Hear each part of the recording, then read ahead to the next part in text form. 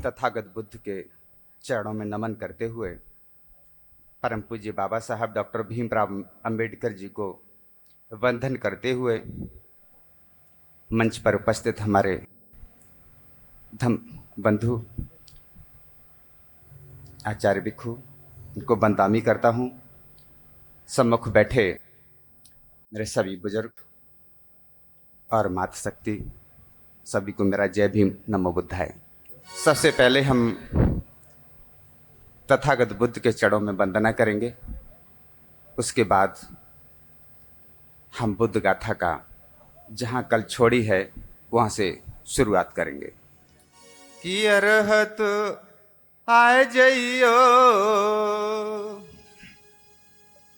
कि भगवन आए जइयो, मेरी नैया भमर फंसी है। अरहत आए जइयो, मेरी नैया भमर फंसी है। भगवन आए जइयो कि मेरी नैया भमर फंसी है।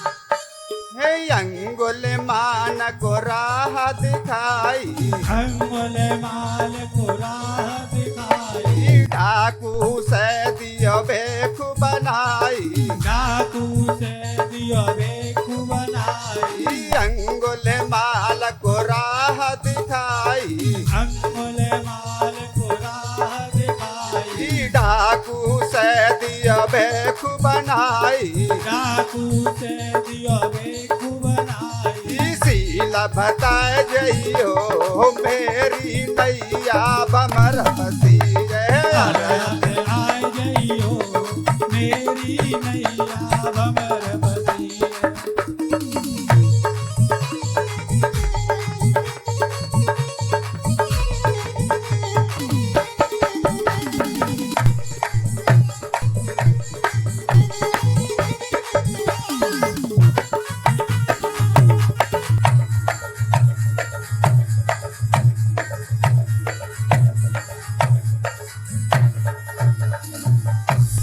किस्सा गौतमी शरण में आई, किस्सा गौतमी शरण में आई। उसको धम्म की राह दिखाई, उसको धम्म की राह दिखाई। किस्सा गौतमी शरण में आई, किस्सा गौतमी शरण में आई। उसको धम्म की राह दिखाई, उसको धम्म की राह दिखाई। अष्टांग कदे जइयो, मेरी नैया भमर फंसी है। अरहत आए जइयो, मेरी नैया भमर फंसी है।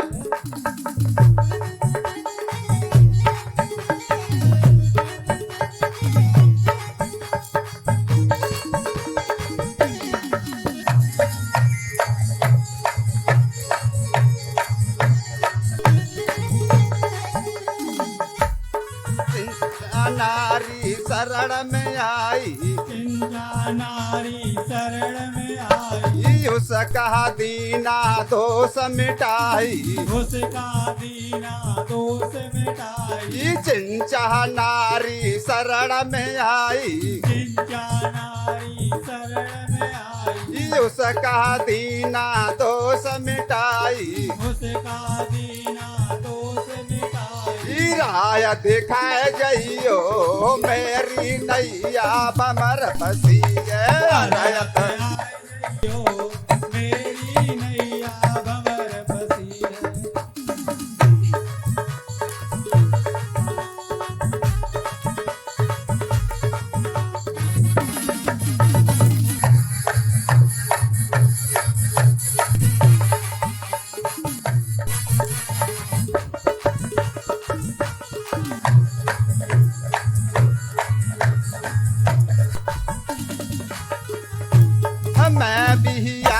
शरण में आया, मैं भी आज शरण में आया। चरण तुम्हारे शीस झुकाया, शरण तुम्हारे शीस नवाया। मैं भी आज शरण में आया, मैं भी आज शरण में आया। चरण तुम्हारे शीस नवाया, शरण तुम्हारे शीस नवाया। लाज बचा जइयो मेरी नैया बमर बसिए अरयत। आए जइयो मेरी नैया भंवर बसिए।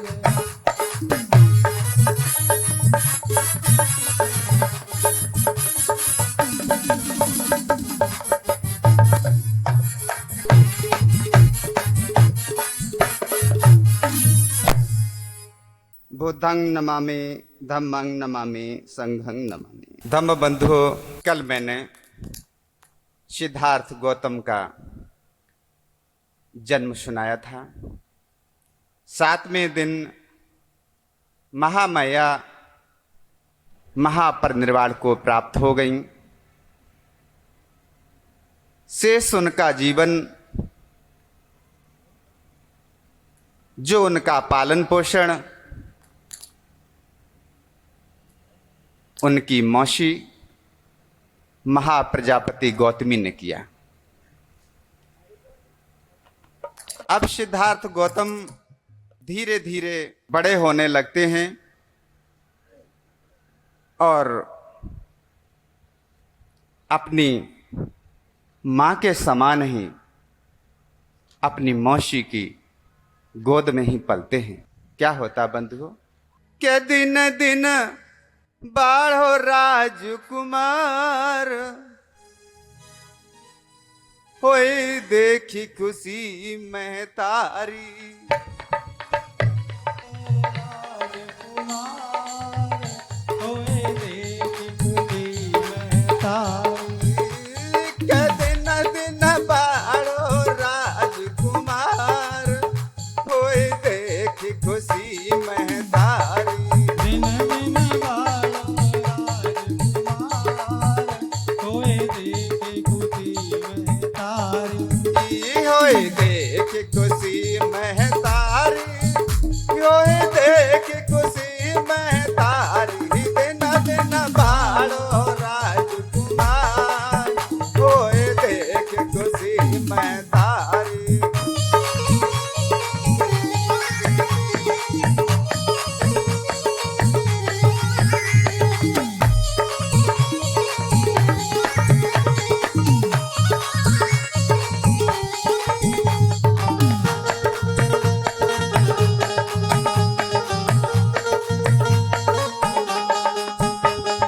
छह महीना को कुंवर भयो है, 6 महीना को कुंवर भयो है। ये चाँद से मुखड़ा चमक रहो है। चांद सो मुखड़ा चमक रहो है। ये 6 महीना को कुंवर भयो है, 6 महीना को कुंवर भयो है। ये चाँद से मुखड़ा चमक रहो है। चांद सो मुखड़ा चमक रहो है। खिलाया बसो दो तन को लालो, होए देख खुशी में तारी। दिन दिन बालो राजकुमार होए देख खुशी में तारी। होए देख खुशी में तारी, होए देख खुशी में तारी। दिन दिन बाड़ो राजकुमार, होए देख खुशी में तारी।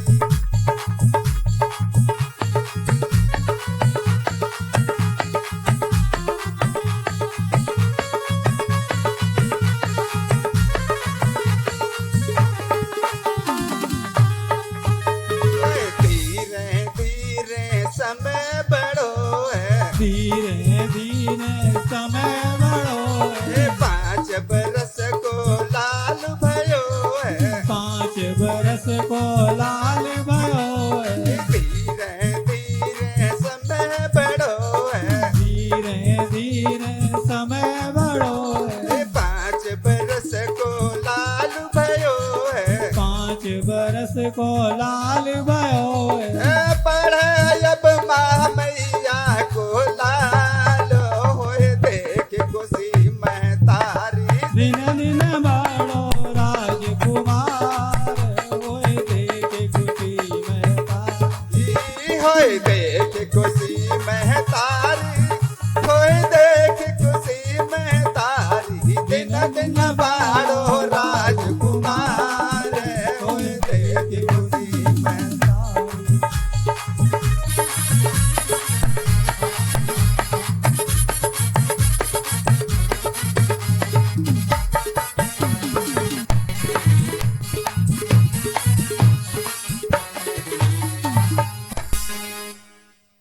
दम बंधुओं, अब सिद्धार्थ गौतम 5 वर्ष के हो गए हैं। उनकी शिक्षा की व्यवस्था की जाती है, प्राथमिक शिक्षा। राजा शुद्धोदन ने 8 विद्वान सिद्धार्थ गौतम की शिक्षा के लिए चुने हैं। राम, धाग, लक्कन, मत्ती, यन्न, सुभाग, सुदत्त और शुभोग, ये 8 विद्वान सिद्धार्थ गौतम के प्रथम शिक्षक थे। और जब सिद्धार्थ की उम्र 8 वर्ष हो जाती है और ये प्रथम शिक्षा ठीक से ग्रहण कर लेते हैं, तो शिक्षा के बाद राजा शुद्धोधन ने प्रथम कोटि के भाषाविद और व्याकरण व दर्शन के ख्याति विद्वान सबमति को बुलाया और उन्हें सिद्धार्थ गौतम को शिक्षा के निमित्त सौंप दिया। सिद्धार्थ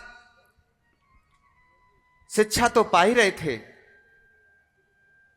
लेकिन कपिल वस्तु में ही एक आश्रम था और उस आश्रम में ऋषि भारद्वाज रहते थे। तो सिद्धार्थ गौतम अपनी शिक्षा के अतिरिक्त ऋषि भारद्वाज के पास जाया करते थे और वहां पर ये ज्ञान भी सीखा करते थे। समाधि मार्ग का ज्ञान उन्होंने वहीं से शुरू किया था और ये बाल्यावस्था में ही। धीरे धीरे सिद्धार्थ और बड़े होने लगते हैं। समय गुजरता गया और राजा शुद्धोधन को जब ये पता लगा कि सिद्धार्थ गौतम का मन शिक्षा के साथ साथ साधु संतों की तरफ भी अग्रसर हो रहा है, तो उन्हें थोड़ी सी चिंता होने लगी, क्योंकि असित मुनि की भविष्यवाणी, जो असित मुनि ने कहा था कि बालक आगे चल करके सम्यक संबुद्ध होगा, इसीलिए उन्हें थोड़ी सी चिंता होने लगी। तो राजा शुद्धोधन ने सिद्धार्थ गौतम के मानसिक विकास के लिए सभी प्रकार की शिक्षाएं तो दी ही, लेकिन उन्हें एक क्षत्रिय के योग्य भी बहुत अच्छी शिक्षा दिलाई, ताकि वे एक अच्छे शिक्षित और क्षत्रिय बन सकें, क्योंकि उन्हें भी आगे राजा बनाना था। किंतु सिद्धार्थ वो तो स्वभाव से ही काणक थे।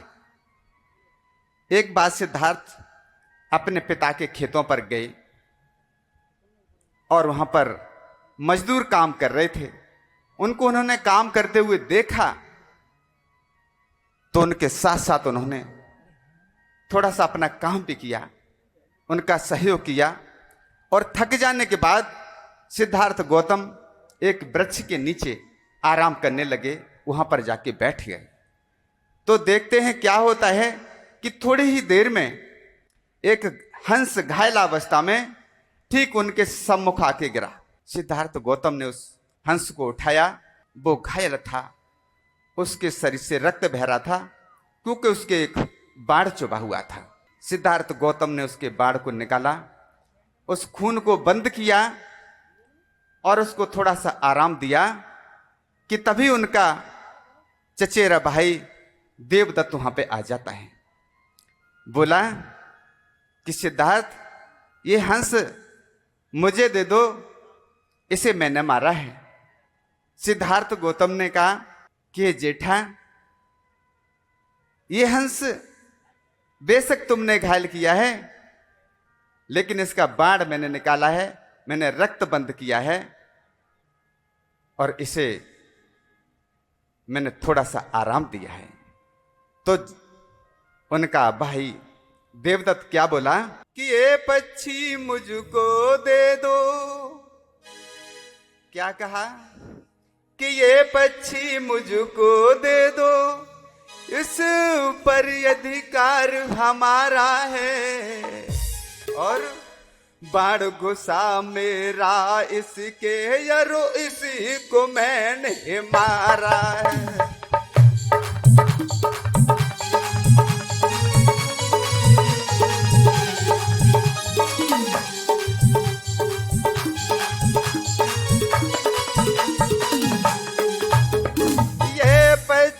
मुझको दे दो, इस पर अधिकार हमारा है, बाण घुसा मेरा इसके यरो, इसी को मैंने मारा है।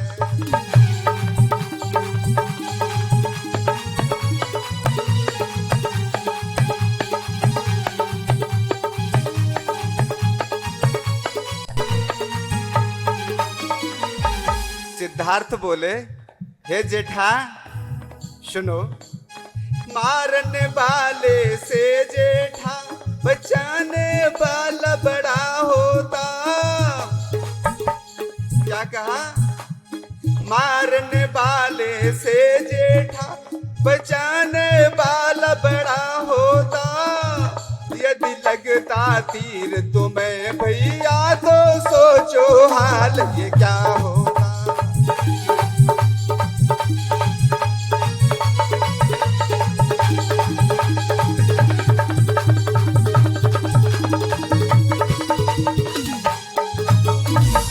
और कहा, प्राण बचाए हैं मैंने यरू, मेरा ही राज दुलारा है। क्या कहा? जेठा, प्राण बचाए हैं मैंने यरू, मेरा ही राज दुलारा है, बाण घुसा बेशक तेरा, पर अब ये हंस हमारा है।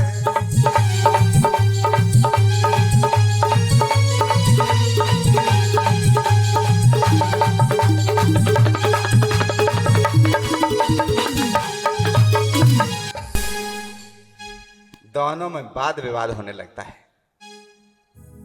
और ये मामला राजा के पास पहुंचता है। जब कचहरी में ये मामला पहुंचा, दोनों की बात सुनी जाती है और निर्णय मिलता है क्या कि प्राण बचाने वाले से, यानी हत्या करने वाले से ज्यादा प्राण बचाने वाला बड़ा होता है, मारने वाले से बड़ा प्राण बचाने वाला होता है। और हंस सिद्धार्थ गौतम को दे दिया जाता है। बंधुओं, यहीं से देवदत्त और सिद्धार्थ के बीच में एक वैमनस्यता पैदा हो जाती है और यहीं से देवदत्त सिद्धार्थ गौतम का स्थायी शत्रु बन जाता है। आगे क्या होता है? दोनों धीरे धीरे बड़े होने लगते हैं और उधर राजा दंडपाली एक शाक्य वंश के राजा थे। यशोधरा उनकी पुत्री थी। यशोधरा शीलवान, सौंदर्य के लिए प्रसिद्धि थी। यशोधरा की उम्र जब 16 वर्ष की हुई तो राजा दंडपाली को अपनी बेटी की शादी की चिंता होने लगी। प्रथा के अनुसार राजा दंडपाली ने पड़ोसी राज्यों में यशोधरा के स्वयंवर के लिए निमंत्रण भिजवाए। एक निमंत्रण पत्र राजा शुद्धोधन के यहां भी भिजवाया गया। सिद्धार्थ गौतम और तमाम तरुणों को, आसपास के राजकुमारों को, राजाओं को भी निमंत्रण भेजे गए। और क्या होता है, उधर सिद्धार्थ गौतम की उम्र 18 वर्ष हो चुकी थी। तो राजा सुद्धोधन भी उतने ही इच्छुक थे अपने बेटे सिद्धार्थ गौतम की शादी के लिए, जितने की इच्छुक राजा दंडपाली अपनी बेटी की शादी के लिए इच्छुक थे। गोपा बहुत ही सुंदर और शीलवान एक बेटी थी। प्रथा के अनुसार स्वयंवर का दिन आया और देश देश के आसपास के राजकुमार और राजा दंडपाली के यहां पर एकत्रित होते हैं, वहां पधारते हैं।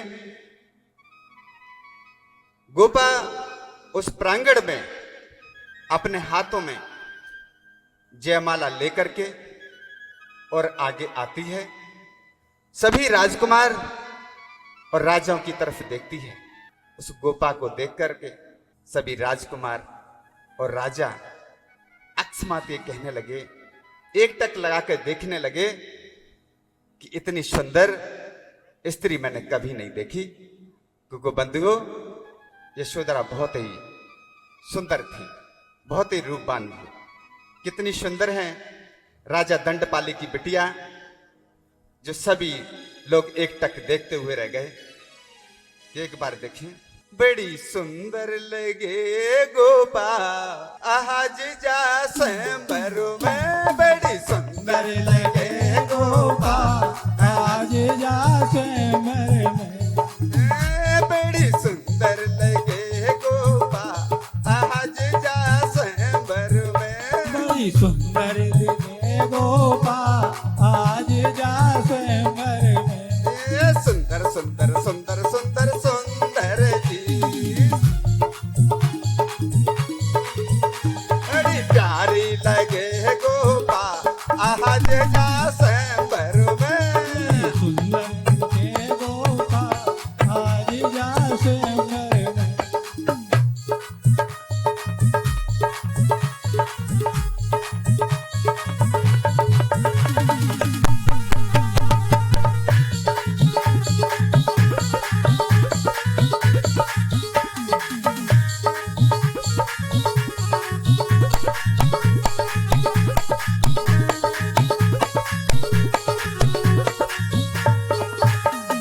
चंदा जैसा मुखड़ा प्यारा झील सी आंखें जाकी, चंदा जैसा मुखड़ा प्यारा झील से आंखें जागी, चंदा जैसा मुखड़ा प्यारा झील सी आंखें जाकी, चंदा जैसा मुखड़ा प्यारा झील से आंखें जागी, लंबे लंबे केस हैं प्यारे लंबी चोटी बाकी, लंबे लंबे केस हैं प्यारे लंबी चोटी बाकी, लंबे लंबे केस हैं प्यारे लंबी चोटी बाकी, लंबे लंबे केस हैं प्यारे लंबी चोटी बाकी। बड़ी प्यारी दिखे गोपा आज जा स्वयंवर में, बड़ी प्यारी लगे गोपा आज जा स्वयंवर में।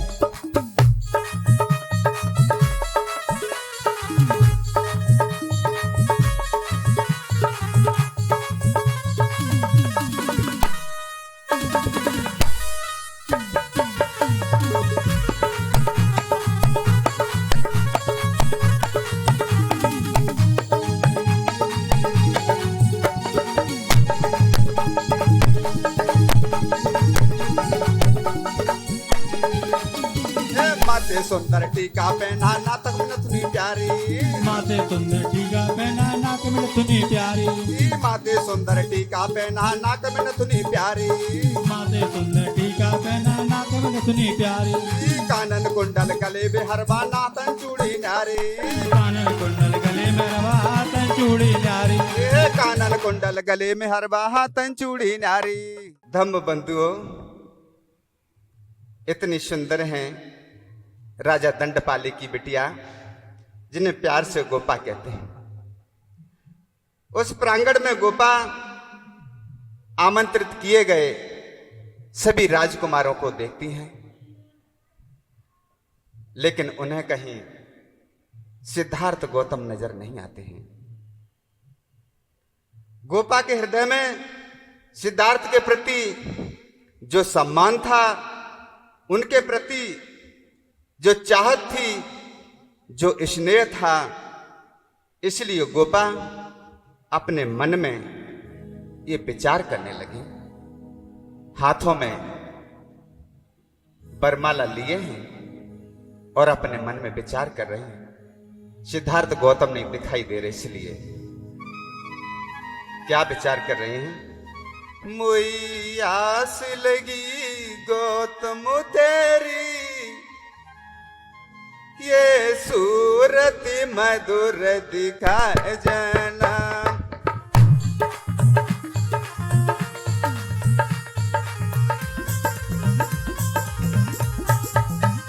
मुई आस लगी गौतम तेरी, ये सूरत मधुर दिखाए जना।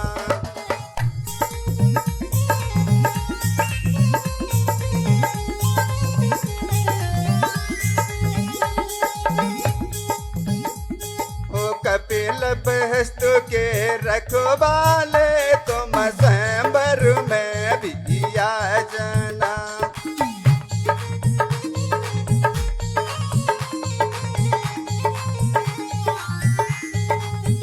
मुई आस लगी गौतम तेरी, ये सूरत मधुर दिखाए जना।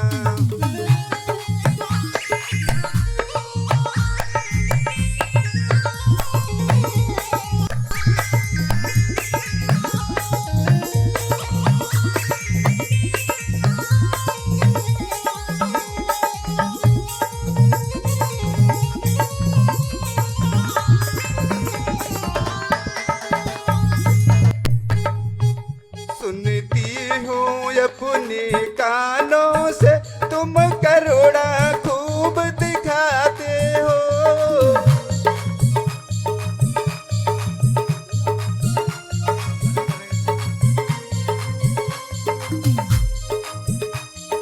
सुनती हूँ अपने कानों से तुम करुणा खूब दिखाते हो।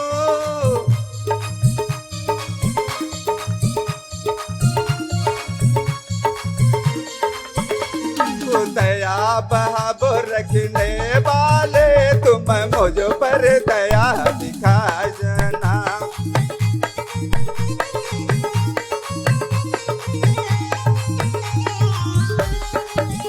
मुई आस लगी गौतम तेरी, ये सूरत मधुर दिखाए जना।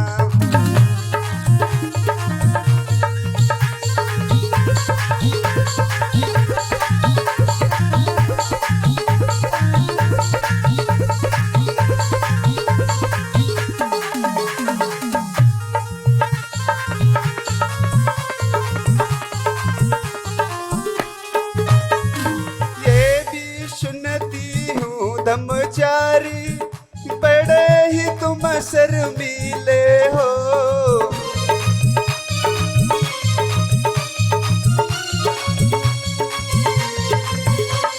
ये भी सुनती हूँ धर्मचारी, बड़े ही तुम शर्मीले हो।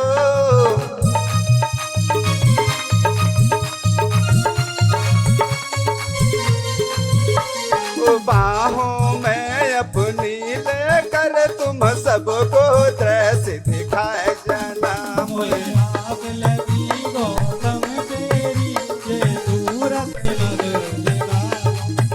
मुई आस लगी गौतम तेरी, ये सूरत मधुर दिखाए जना।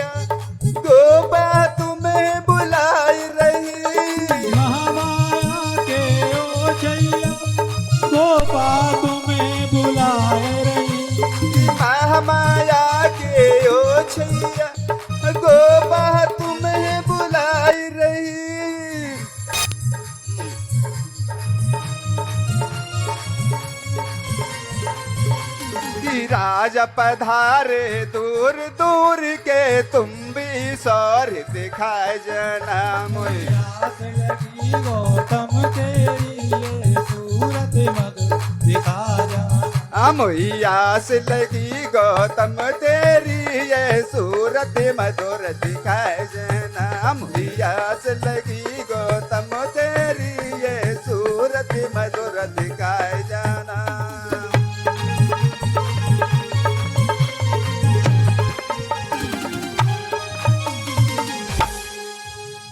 कि तभी सिद्धार्थ गौतम, राजा शुद्धोदन और छंदक उस प्रांगण में प्रवेश करते हैं और जैसे ही सिद्धार्थ गौतम ने अपना आसन ग्रहण किया, गोपा उनके पास पहुंच जाती हैं। सिद्धार्थ गौतम की तरफ एक बार देखती हैं, मुस्कुराती हैं और उनके गले में जयमाला डाल देती हैं। जयमाला पड़ते ही फूलों की वर्षा होने लगती है। सिद्धार्थ गौतम की जय हो, सिद्धार्थ गौतम की जय हो के नारे लगने लगते हैं। और क्या होता है बंधुओं कि माला फूलन की, जो हाथ में माला लिए हैं वो किसके गले में डाल दी? सिद्धार्थ के गले। कि माला फूलन की गौतम के गले पड़ी है, माला फूलन की गले पड़ी यह माला फूलन की गौतम के गले पड़ी है, माला गौतम के गले पड़ी है।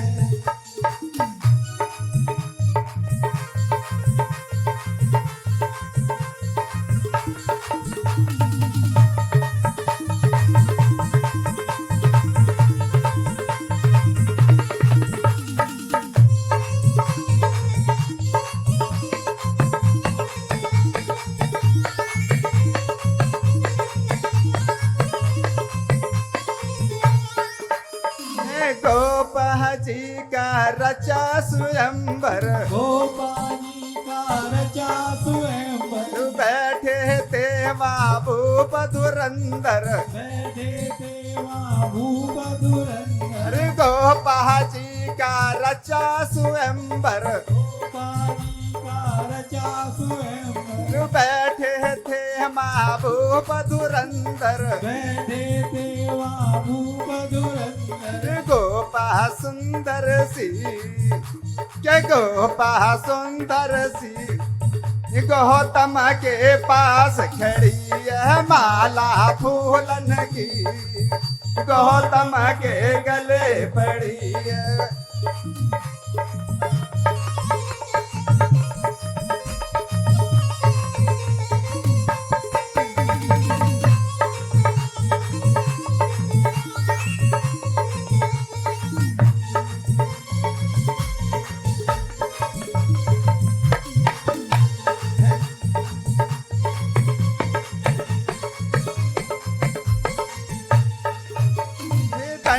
पहाल तब पास में आए, दंड बाल तब पास में आए, ये गोपा को बोरे समझाए, गोपा को रे समझाए। ये दंड पहाली तब पास में आए, दंड बाल तब पास में आए, ये गोपा को बोरे समझाए, गोपा को रे समझाए। ये बिटिया मेरी जी, क्या बिटिया मेरी जी, तूने कैसी भूल करी है, माला फूलन की गौतम के गले पड़ी है।